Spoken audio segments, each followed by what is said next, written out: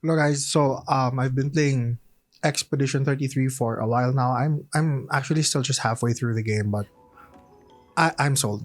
I'm sold. This game this game is great. And let me tell you why.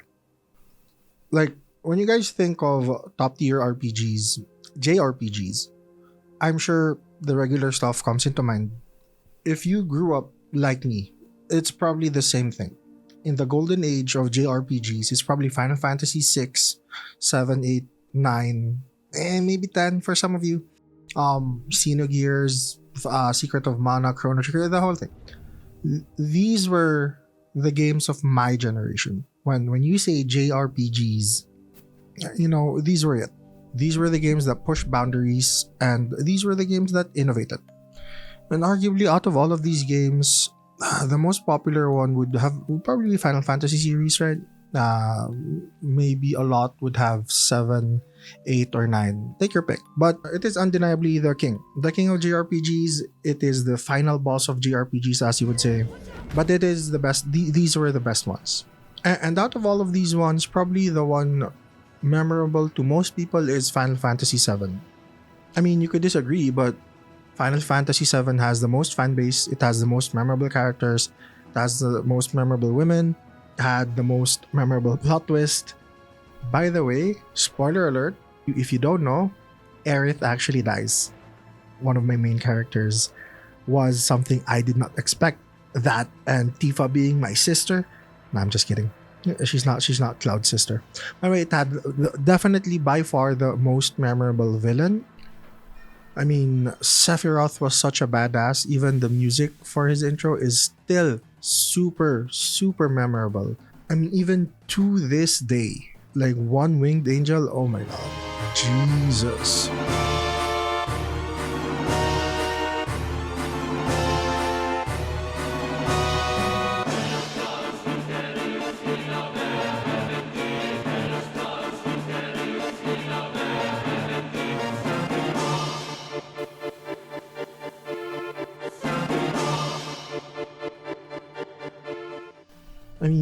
I mean, it was also the first RPG that really pushed Final Fantasy into the 3D space, and just for me, it was the best.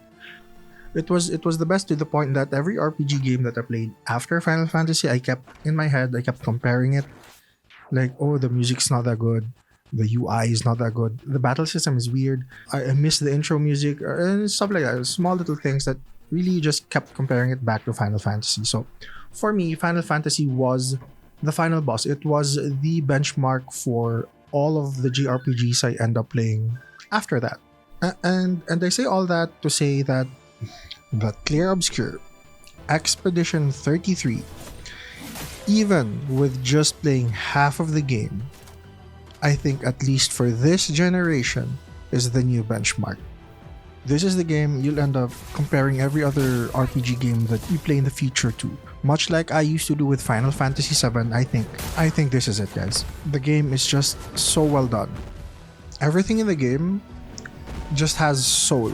It just has soul written all over it. It has direction, it has passion everywhere. It's something that you rarely see in the games these days. Even down to the story of the devs and why they created the game. It's just like straight out of a movie or something, you know. If you don't know, short story for that. Basically, these guys were former Ubisoft developers, and if you know, you know that these developers make a lot of money, more than enough to be extremely comfortable. And you don't just resign. You don't just resign, take off, and leave all that money on the table, unless there's like real passion to create something that's really fulfilling for you. And that's what Clear Obscure Expedition 33 is. The music, just from the intro, is instantly memorable. The characters and the voice acting, oh man, the voice acting for actors who haven't been in the industry for a long time, they're amazing. Everything, the battle is so smooth, the writing is so good, it's witty, it's funny, it doesn't drag on. This, I think, is like a major wake up call to the industry again. Just like how much Larion Games Baldur's Gate 3 was back then. I think a lot of game companies these days really just have lost it.